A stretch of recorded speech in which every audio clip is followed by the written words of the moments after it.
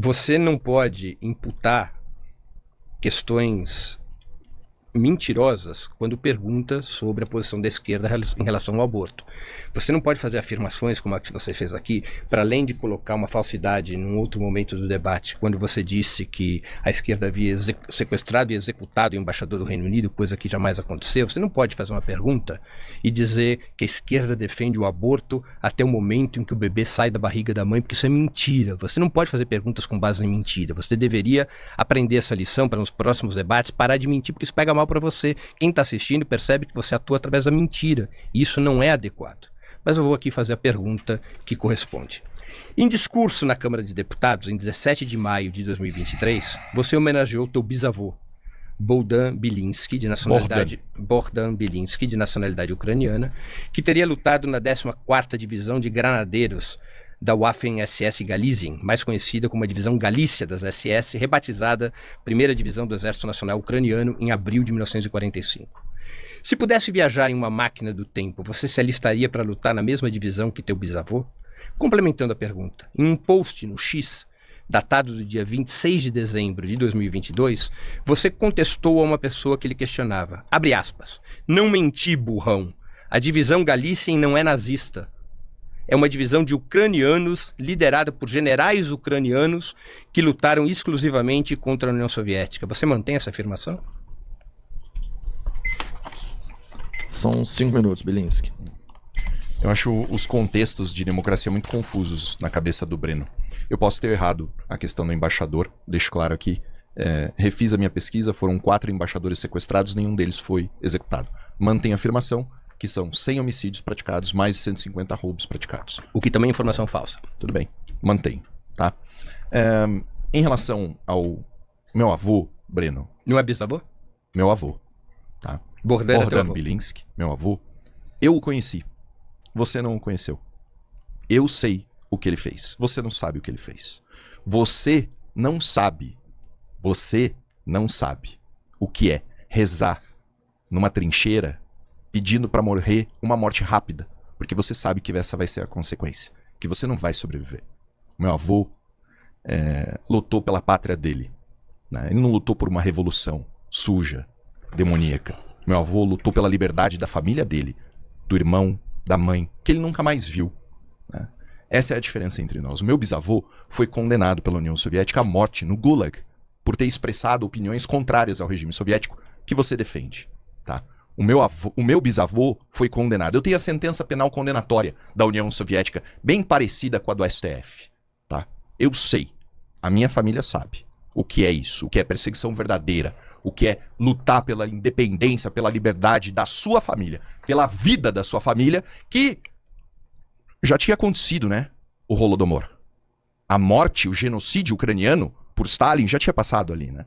Então, não vem aqui falar do que você não entende. Você não sabe o que passou a minha família, né, debaixo da opressão comunista soviética. Esse regime demoníaco, que eu tenho certeza absoluta, que estão todos no inferno. Todos eles. Todos no inferno. Tá? Meu avô é um homem que formou um grande homem, que é meu pai, né, e por intermédio dele eu estou aqui hoje. Tá? Então... E você lutaria na divisão Galícia? O Si, Breno, o Si, ele não pertence nem a mim nem a você. A única coisa que pertence a nós é a nossa vida, o nosso tempo. É o que você faz com a sua vida e o que eu faço com a minha vida e o meu tempo. Não existe Si. Isso aí é infantiloide. Eu sei o que eu faço. A minha dedicação, a minha família, a minha pátria, os sacrifícios que eu fiz. O juramento que eu fiz aos 18 anos de idade como soldado do Exército Brasileiro. O juramento que eu repeti aos 25 anos de idade como delegado de polícia. O juramento que eu mantenho até hoje. Eu sei as vidas que eu salvei, os criminosos que eu prendi, o bem que eu fiz para a sociedade e para o Brasil. Isso eu posso falar. É o que eu fiz. E eu conheço o meu avô e eu sei o que ele fez. E o meu pai, e o meu bisavô, e a minha família. Que eu conheço. Que você não sabe nada. 2 minutos mesmo. Quando o Belinsky chamou o Belinsky chamou o interlocutor dele de burrão, dizendo que a divisão Galícia não era nazista, Belinsky mentiu. A divisão Galícia fazia parte das SS nazistas. Quando ele disse que era uma divisão liderada por generais ucranianos, ele mentiu de novo. Os grandes generais da divisão Galícia foram Walter Schimann, que era um austríaco, general das SS, e Fritz Freytag, um alemão, também general das SS. A divisão Galícia foi condenada pelo Tribunal de Nuremberg como uma unidade responsável por crimes de guerra. Ela não lutou só na Ucrânia, Rodrigo. Ela combateu ao lado dos nazistas na Eslováquia, na Iugoslávia e na Áustria. E eu vou contar uma outra historinha aqui em 1 minuto, porque diz respeito à minha família. A divisão Galícia foi responsável por um dos maiores crimes de guerra que aconteceram numa cidade polonesa, que quando começa a Segunda Guerra Mundial, quando a Alemanha invade a União Soviética, essa cidade estava em território ucraniano. Essa cidade se chama Ruta Piniaka. Essa cidade, em 28 de fevereiro de 1944, foi destruída pela divisão Galícia. 1000 civis foram mortos. Desses 1000 civis, Belinsky 20 eram judeus. Um desses judeus mortos pela divisão Galícia era minha tia-avó. A divisão Galícia foi responsável por matar judeus. A divisão Galícia foi responsável por matar civis. A divisão Galícia respondia à máquina de extermínio do nazismo. A divisão Galícia era uma máquina de matar a serviço de Hitler. Isso é a divisão Galícia de acordo... porque agora não vai ter como eu compensar o de tempo. De acordo com investigações históricas realizadas tanto pelo Instituto Polonês de Memória Nacional quanto pela Ucrânia. Na minhas considerações finais, eu lerei para as pessoas a prova do que eu estou falando. Tá bom. Belinsky, 5 minutos, considerações finais do debate. Então vamos lá. Pessoal, minha conclusão do debate, tá? Fiquei muito chateado, decepcionado. Eu estudei perguntas sérias sobre o que pode ser feito pelo Brasil. Eu trouxe dados, eu trouxe números, eu trouxe investimento, eu trouxe realmente informação, né? Para concluir a verdade. E esse é o grande problema da direita, né? Esse apego que a gente tem à verdade. Esse apego que, infelizmente, é o que ao mesmo tempo faz com que a nossa verdade seja reconhecida pelo povo, mas faz com que a esquerda tenha tanto poder de sedução. De muitos de vocês, jovens, estão aqui acompanhando. Eu vi o podcast Três Irmãos deixar de ser uma coisa para ser um podcast de meninos e infantis de esquerda. Não tô falando de vocês, tô falando do público, né? E eu entendo o lado do podcast, é o que dá view, o que dá like, hoje tem esse nicho, entendeu? Mas a primeira vez que eu vim aqui não era assim, né? As coisas mudaram. Eu vim para esse debate porque eu pensei, poxa, eu vou ter a oportunidade de fazer perguntas e respostas. Não é o que está acontecendo, vocês são testemunhas disso. Esses ataques históricos, né? Foi perseguido, o seu avô matou a minha tia-avó. Olha, eu tenho os mapas que o meu avô desenhou à mão dos lugares que ele marchou. Eu conheço a história da vida do meu avô. Eu sei o nome do general dele, que não tá na sua lista, porque você não sabe, entendeu?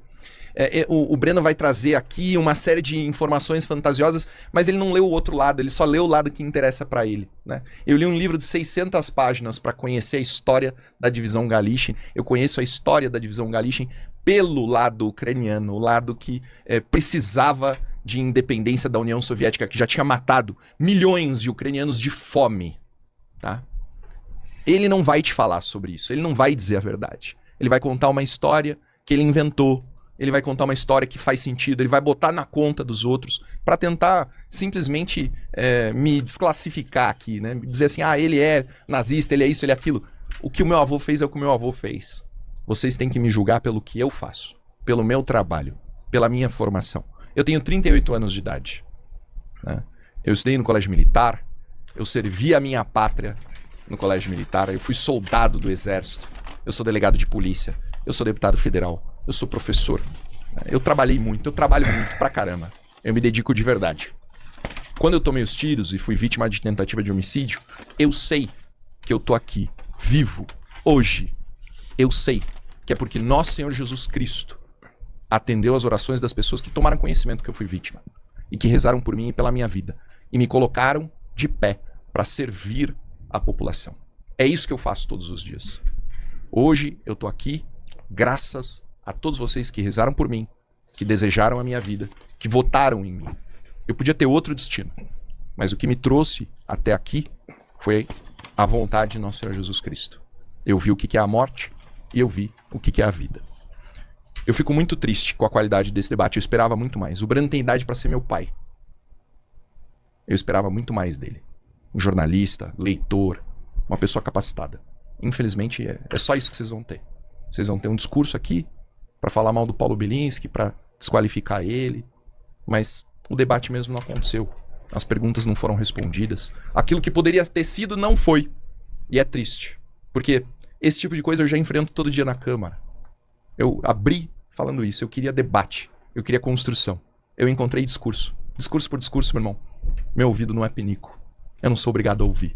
Então, fica por isso. Infelizmente, saímos daqui dessa forma. Nós, preocupados com a proposta, com o debate, para aquilo que eu fui convidado. Saímos daqui sem nada. Com um discurso unilateral, velho, com cheiro de mofo. Essa é a verdade. Muito obrigado. Ô, Bilinski, só para deixar claro uma coisa aqui também. A gente marcou esse debate tem algumas semanas, né? Porra, até um mês? Mais de um mês, né? Hoje a gente bateu uma audiência de 12 mil pessoas. Foi tempo suficiente para vocês divulgarem nas redes sociais, chamar a audiência de vocês, né? Você foi um deputado eleito aqui em São Paulo com mais de 70 mil votos. Você tem uma base eleitoral, né? E o tempo pro debate é isso, é para chamar a audiência. A gente tem um chat hoje que não tem moderador, né? A gente é a favor da pessoa falar o que quiser e comentar o que quiser. Então, assim, o chat vai continuar aqui hoje, depois. Se amanhã você quiser pegar algum comentário, fazer alguma coisa com ele, né? Eu posso te dizer que a gente recebeu vários superchats. Tem perguntas pra você, tem perguntas pro Breno, tem perguntas, assim, espinhosas pros dois lados. Eu nem vou seguir, entendeu? Então, assim, eu acho que teve um equilíbrio. Eu vi que pessoas se excederam no chat aqui também. E aí fica a seu critério, fazer o que quiser. Mas também teve pessoas do seu lado aqui também que foram, né, espinhosas comentando pro Breno também, sabe? Então, é só isso, assim, sabe? Porque tem uma galera da direita que veio aqui, recente teve um cara que veio também, pô, o chat do Três Irmãos é de esquerda, é comunista, não sei o quê. Cara, principalmente nos debates. Não é nada contra vocês. Eu falei, pô, a gente é amigo desde... Como é que é o nome? Araguari. Você falou que acreditou na gente antes de todo mundo. Foi o primeiro podcast que eu consumi bebida alcoólica ao vivo. Vocês lembram disso? Foi. A primeira vez. E ainda bem que você é um cara grande, senão você corre o risco dele te pegar pela nuca, hein, pô. Não, olha que comentário idiota, cara. Vamos lá. Bora lá. Ó, eu agradeço, de verdade, de coração. Mas eu vou ser sincero com vocês, entendeu? Meu ouvido não é pinico, cara. Tendo em vista o que aconteceu... Acabou o tempo dele? Assim... Deixa só... É ruim, é chato. Entendeu? Não era essa a proposta, não foi pra isso que eu vim, não foi esse o convite. Mas você vai ter mais uns 30 segundos aí, Breno. Não, relaxa. Pra mim acabou. Tá fora do seu tempo. Tá. Vamos lá? O seu problema, Bilinski, é que você mente muito. Mente muito. E a mentira atrapalha o debate. O único erro que eu falei... Eu não vou ter meu tempo? Não, eu não vou ficar sendo agredido dessa forma. Eu não agredi ele nenhuma vez, cara. Você não agrediu nenhuma vez? Não. Mas você é cínico, né? Não. É cínico. Tem coisa que a gente aprende no parlamento, entre elas ser cínico. Pessoal, vamos fazer o seguinte. Encerrou, foi muito bacana. Eu tenho meu tempo. Bora. Tá bom, fala aí o que você quiser. Beleza? Valeu. Obrigado. É demonstrativo da deselegância. É assim que funciona a extrema-direita, pessoal. A extrema-direita é assim mesmo. Eles vão embora quando se sentem pegos na mentira. Essa é a característica da extrema-direita. Eu agora posso exercer meu tempo? Sim, tem. É muito importante, pessoal, mesmo tendo o Bilinski se retirado como se retirou, é muito importante para o debate político atual entendermos alguém que se identifica e entendermos as consequências de quando alguém se identifica com uma divisão nazista. A divisão Galicien foi uma divisão nazista. Eu aqui em nenhum momento coloquei em questão sobre o que fez ou deixou de fazer o avô ou bisavô dele. Não é disso que se trata. Se trata da mentira que Bilinski, mais uma mentira de Bilinski, mas a mentira que ele contou quando respondeu a um interlocutor na Rede X, dizendo que a Galicien não era nazista. Isso é uma mentira. Tem uma larga comprovação histórica e os oficiais generais da divisão Galitzien nunca foram ucranianos, sempre foram generais, ou austríacos ou alemães.